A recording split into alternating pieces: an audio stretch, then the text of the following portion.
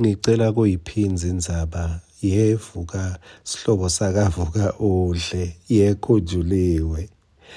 Le ndzaba yaLazaro uyayibona mos. Lazaro lo uNkulunkulu wathi ativusele yena, kepha abantu bebamfuna emgodzini futhi. Jesu umbeke ngetulu kwelithuna, kepha kunebantu labamplanelako kutsi lo utawubuyela ethuneni. Bebakha emasu ekuthi bangambulala kanjani nangu Lazaro. Bangabucitha kanjani nabo bufakazi, naleli zibithi lelifayela lelingilazaro lekuthi Jesu maye uyadenda tintfo letingetulu kwekucabanga. Bebafuna kulidzabula, bebafuna kulifihla.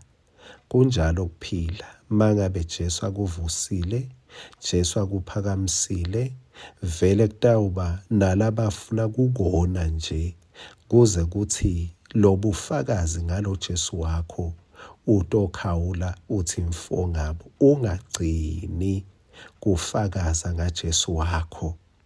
Nasi ngwaselisuku sakavuka udle, ngicela kubuyela sikhotse le encwadzini yemakhosi ekucala sahluko 19. Ngifuna sifunze verse 9.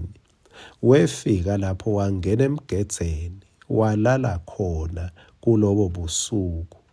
Livi lasimakathe lefika kuye lathi, wendani lapha Elijah? Noma ngasiye umchazo wemaphupho nalo wati kangako ngemaphupho, kepha kukhona tigaba la uNkulunkulu ativetile ngemaphupho khona kube ngathi umuntu uyabhutsa kanzi kwenteka mbamba. Kwenteka lokho ku-Elijah, vele bekabhacile, bekabalekile.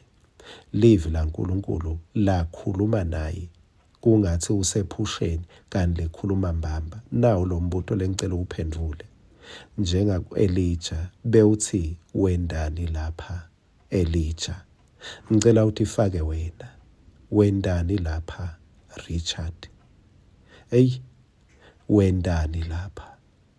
uNkulunkulu lo wati kahle lokuthi uhambela ibanga lelinganani, kwendekeni kuwe, kepha akabuti ngoba afuna umchazele, ufuna ngoba wena utibone ukuthi ngathi awusekho endzaweni lekahle.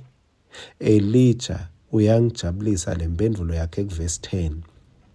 Waphendula wathi, benginenshisekelo lenkhulu yekukhonda wena simakathe Nkulunkulu Somandla.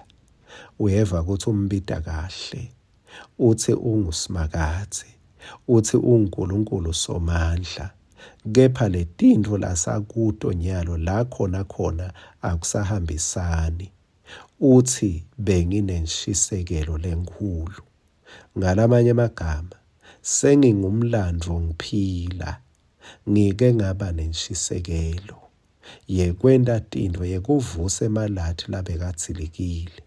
Ngike ngaba nenshisekelo yekuthandaza kwehle umlilo. Ngike ngaba nenshisekelo yekuthandaza lize lifu lidaleke, letintfo lebetingabonwa ngeliso, lifu bengilidonsa ngemthandazo kuze kune imvula. Benginenshisekelo. Benginenshisekelo yekumelana nebaprofeti babhali, bantu labaphikisana neliciniso laNkulunkulu. Bengingamelani nabo noma bengingafuni kuba senkundleni yalabadzelela Nkulunkulu. Benginenshisekelo. Uthi uNkulunkulu, wendani la? Impendulo yaNkulunkulu, ngiyajabula, wathi ku-Elijah mawuchubeka njengalokhu besolo sifunza, wathi ncanzeka Elijah, ncanzeka. Ngithandazela kuncanzeka kwakho, ubuyele labe uvuse ema-altare, ubangele abantu bathandaze uNkulunkulu lophilako. Ngithandazela ukuthi uNkulunkulu avuse lenshisekelo la bese uwe khona nasemnikelweni. Leyo nshisekelo yekuthandaza tintfo tize tendeke, Ngithandaza ukuthi uNkulunkulu wemvuselelo lo wathi ncanzeka Elija, kungathi lelo livi lingaphila nakuwe, ubuyele uvuseteleke kuze ude uvuselela labanye. Amen.